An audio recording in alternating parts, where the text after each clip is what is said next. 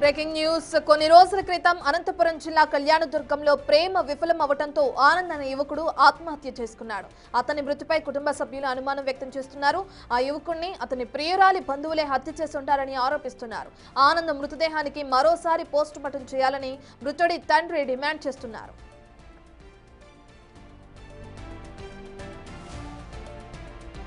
బ్రహ్మసముద్రం మండలం యానకల్లుకు చెందిన ఆనంద్, కళ్యాణదుర్గంకు చెందిన అభినయ కొంతకాలంగా ప్రేమించుకుంటున్నారు.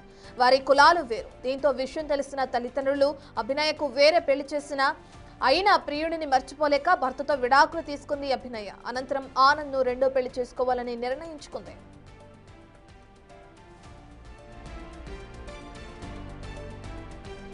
ఇంతలోనే అభినయకు మరో సంబంధం చూశారు తల్లిదండ్రులు. అయితే ఆనంద్ ఉంటే కూతురికి పెళ్లి చేయలేమని భావించిన అభినయ తల్లిదండ్రులు ఆనంద్ను చంపేస్తుంటారని అతని తండ్రి ఆరోపిస్తున్నారు. యువకుడిని బెంగళూరు నుంచి పిలిపించి కళ్యాణదుర్గం సమీపంలో పురుగుల మందు తాగించి హత్య చేశారని పోలీసులకు ఫిర్యాదు చేశారు.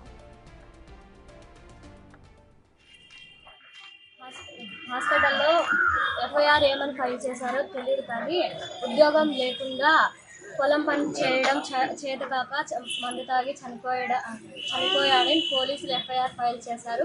కానీ అది అబద్ధం. ఇప్పుడు మా దగ్గర ప్రూఫ్స్ ఉన్నాయి. ఆ అమ్మాయి వల్లే మా అన్నయ్య చనిపోయినాడు. అమ్మాయి వాళ్ళ తల్లిదండ్రులు పిలిపించి మా అన్నయ్యని మందు తాగి చంపినారు. పోలీసులు ఈ కేసునంతా పూర్తిగా విచారించి మాకు న్యాయం చేయాలని కోరుకుంటున్నాను.